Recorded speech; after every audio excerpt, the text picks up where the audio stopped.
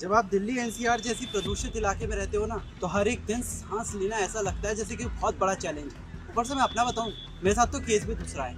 आखिर में अस्थमा का मरीज जो ठहरा, पता नहीं इनहेलर ले लेके मैंने अपनी जिंदगी और पैसे कितने सारे खर्च कर दिए। पर ये लंग्स की मुसीबत जो है, वो मुझे किसी भी तरीके से ठीक नहीं होने दे रही। ऊपर से ये प्रदूषण और गाड़ियों का प्रदूषण, धुएं का प्रदूषण, और अब तो पंजाब की पराली भी।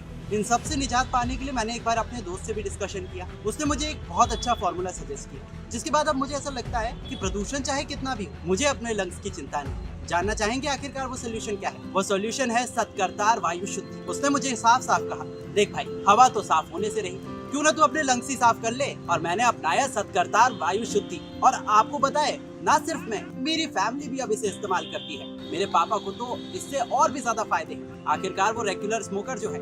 कभी सोचा है वायु शुद्धि क्यों जरूरी है?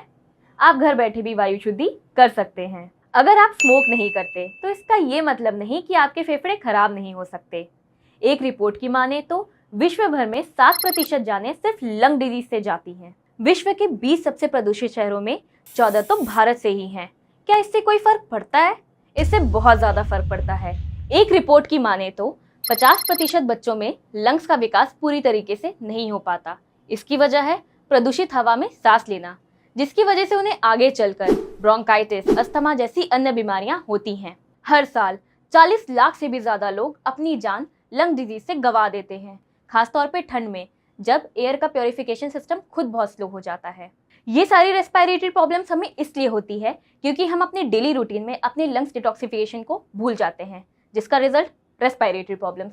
इसका इंतजार करने से बेहतर है क्यों ना हम अपने लंग्स का डिटॉक्सिफिकेशन खुद ही करें। नमस्ते, मैं डॉक्टर मानसी, आयुर्वेदा एक्सपर्ट, आपको सजेस्ट कर रही हूँ वायु शुद्धि, क्योंकि वायु शुद्धि मदद करता है फेफड़ों को प्रदूषण से बचाने में, उसकी सूजन को कम करने में, साथ ही सेल्स की इम्यून को बढ़ाने में, ताकि भविष्य में टॉक्सिन्स और पोल्यूशन से हो रही बीमारियों से फेफड़ों को बचाया जा सके। वायु शुद्धि में मौजूद चुकंदर का रस, संतरे का रस इसके हार्मफुल टॉक्सिन्स को खत्म करता है।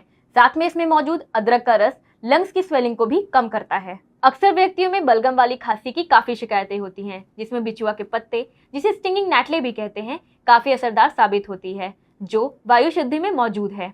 ये टीबी और ब्रोंकाइटिस जैसी बीमारियों में भी काफी असरदार है। और अगर किसी व्यक्ति को अक्सर सर्दी या जुकाम जैसी बीमारियां होती हैं, तो उसमें काली मिर्च काफी सहायक होता है। इसमें मौजूद अर्जुन की छाल ऑक्सीजन लेवल को बढ़ाता है, साथ ही कमल प्रकंद सोर थ्रोट को ठीक करता है। और ये सारी औषधियां मिलती हैं वायु शुद्धि में।